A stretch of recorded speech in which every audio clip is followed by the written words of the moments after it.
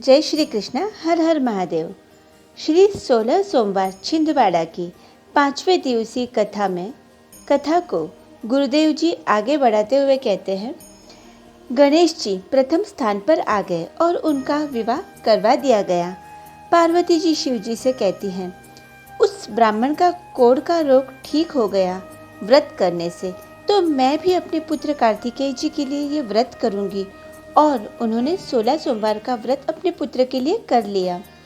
कार्तिकेय जी का क्रोध खत्म हो जाता है और वे अपनी माता पार्वती जी से पूछते हैं, मुझे इतना क्रोध आया था, ऐसा क्या कारण है जिससे मेरा क्रोध खत्म हो गया। तब माँ पार्वती कहती है, मैंने 16 सोमवार का व्रत किया था आप तुम्हारे लिए। कार्तिकेय जी भी अपने रूठे हुए मित्र को मनाने के लिए 16 सोमवार का व्रत करते हैं।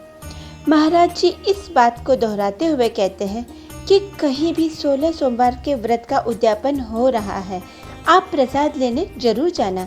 दोनों हाथ फैलाकर उनसे थोड़ा सा ही सही प्रसाद मांग ही लेना। ब्राह्मण ने कार्तिकेय जी से पूछा कि ऐसी क्या बात है जिससे मैं तुमसे बात करने लग गया और मेरा क्रोध शांत हो गया। कार्तिकेय जी अपने मित्र को कहते हैं, मैंने 16 सोमवार का व्रत किया। कार्तिकेय अपने मित्र को 16 सोमवार का विधान बताने लग जाते हैं। जब भी आप पहला सोमवार शुरू करते हैं तो दोपहर के तीसरे पहर प्रदोष काल के समय में शंकर भगवान की आराधना पूजा करें, पार्थिव शिवलिंग का निर्माण करें। यदि नहीं कर सकते तो कोई बात नहीं, अपने घर में जो भोलेनाथ विराजमान है उन्हीं का पूजन कर ले। जो भी प्रसाद बनाए उस प्रसाद का 3 भाग करें, 3 हिस्सा करें।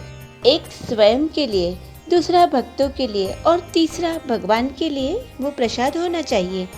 महाराज जी कहते हैं, ये विशेष ध्यान रखना कि 16 सोमवार के प्रसाद को रात भर कभी भी मत रखना। ब्राह्मण ने कार्तिकेय जी से 16 सोमवार के व्रत का विधान सुना तो वो भी व्रत करने लग गया।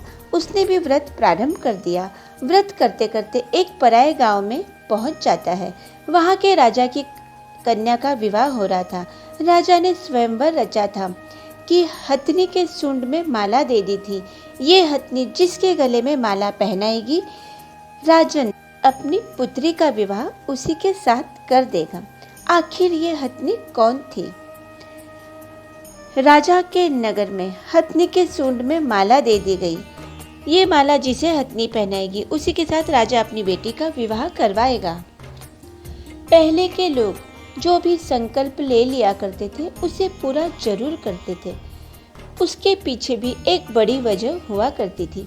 जनक जी ने संकल्प लिया कि जो इस धनुष को उठाएगा उसी के साथ जानकी जी का विवाह होगा। जब माता सीता 4 वर्ष की थी तब जनक जी ने अपने द्वारपालों से कहा कि आज मैं धनुष का पूजन करूंगा। धनुष के नीचे गाय का गोबर लाकर उस स्थान को लीपा जाए एवं उसका पूजन किया जाए। 10,000 द्वारपाल धनुष को उठाने में लग गए, लेकिन धनुष किसी से भी नहीं उठा। द्वारपालों ने धनुष के आसपास गोबर लीप लिया। उतने में जानकी जी आती है और अपने उल्टे हाथ से धनुष उठा लेती है और सीधे हाथ से उस स्थान पर गोबर लीप लेती है और धनुष को रख देती है। जनक जी ने देखा कि पहली बार धनुष के नीचे के भाग को लीपा हुआ है। अब जनक जी पूछते हैं कि ये किसने किया? तब सारे द्वारपाल कहते हैं, ये हमसे ना हुआ, इसलिए माता सीता ने यह कार्य कर दिखाया। जनक जी ने तुरंत संकल्प ले लिया कि मेरी बेटी का, मेरी पुत्री का विवाह उसी के साथ करूंगा जो धनुष सीधे हाथ से उठाएगा, चढ़ाएगा और तोड़ देगा। जैसे जनक जी ने संकल्प लिया था, शिव महापुराण कथा कहती है कि ठीक इसी तरह राजा ने भी यह संकल्प ले लिया कि हथनी जिसके गले में माला पहनाएगी, मेरी पुत्री का विवाह उसी के साथ होगा, मेरी बेटी उसी के साथ बिहाई जाएगी। आखिर ये हथनी है कौन? ये हथनी वो है जो शंकर के मंदिर की चौखट पर जन्म लेती है।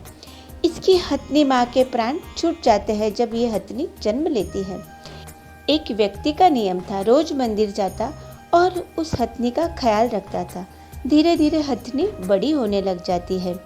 उस शिव मंदिर के चौखट पर जन्म लेने के कारण हथनी शिव भक्त हो गई, इसलिए हथनी बहुत चतुर थी।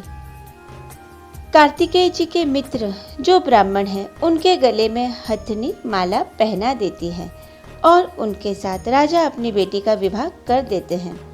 उस ब्राह्मण को एक नगर का राजपाट सौंप दिया जाता है। अब वो साधारण ब्राह्मण नहीं रहा, वह एक नगर के राजा बन गए। रानी अपने ब्राह्मण पति से कहती है, मैं थी नगर की राजकुमारी और आप ठहरे ब्राह्मण के पुत्र, तो हमारी शादी कैसे हुई? ब्राह्मण ने कहा, ये फल मुझे 16 सोमवार के व्रत के प्रभाव से मिला है। अब रानी पुत्र की कामना लेकर 16 सोमवार का व्रत करती है। पुत्र बड़ा होकर एक दिन माँ से पूछता है कि मैंने राजघराने में किस पुण्य के प्रभाव से जन्म लिया है। तब माँ अपने पुत्र से कहती है, मैंने 16 सोमवार का व्रत किया था। पुत्र के अंदर भी 16 सोमवार के व्रत करने की इच्छा प्रबल हो जाती है। बेटे ने व्रत करना प्रारंभ कर दिया और उसने इस व्रत का नियम ही बना लिया। पुत्र युवराज बड़ा हो जाता है। एक समय पास के नगर के राजा अपनी राजकुमारी के लिए उस युवराज को चुन ही लेते हैं।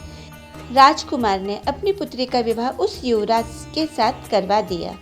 फिर यह बात दोहराई गई कि रानी अपने पति से पूछती है, ऐसा क्या आपने किया जिससे मैं आपको मिली? राजकुमार ने 16 सोमवार के व्रत का विधान राजकुमारी को बता दिया।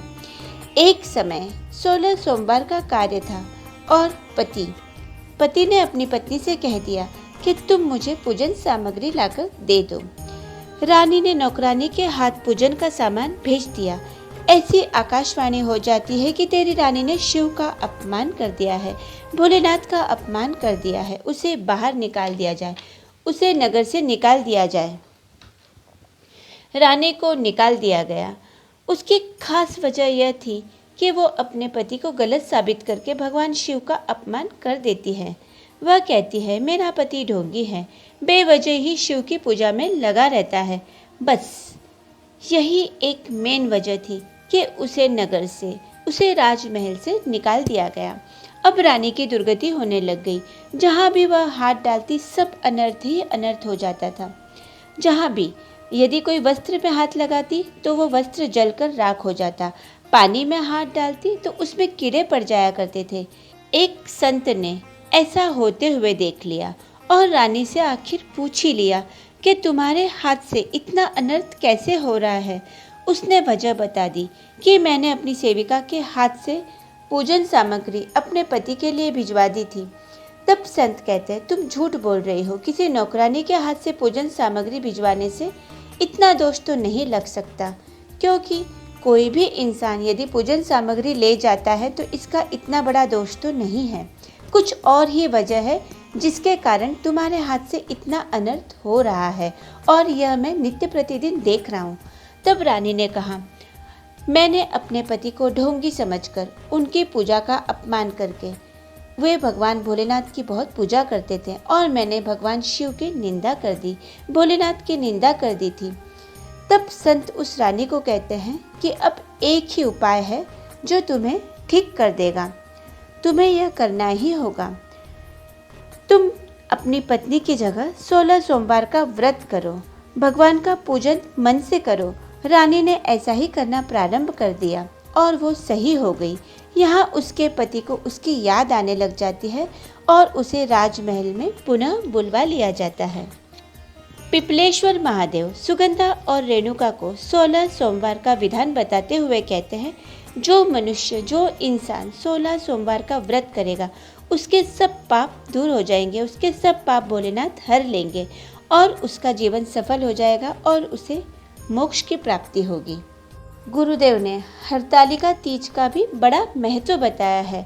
उन्होंने फुलेरा का बड़ा महत्व बताया।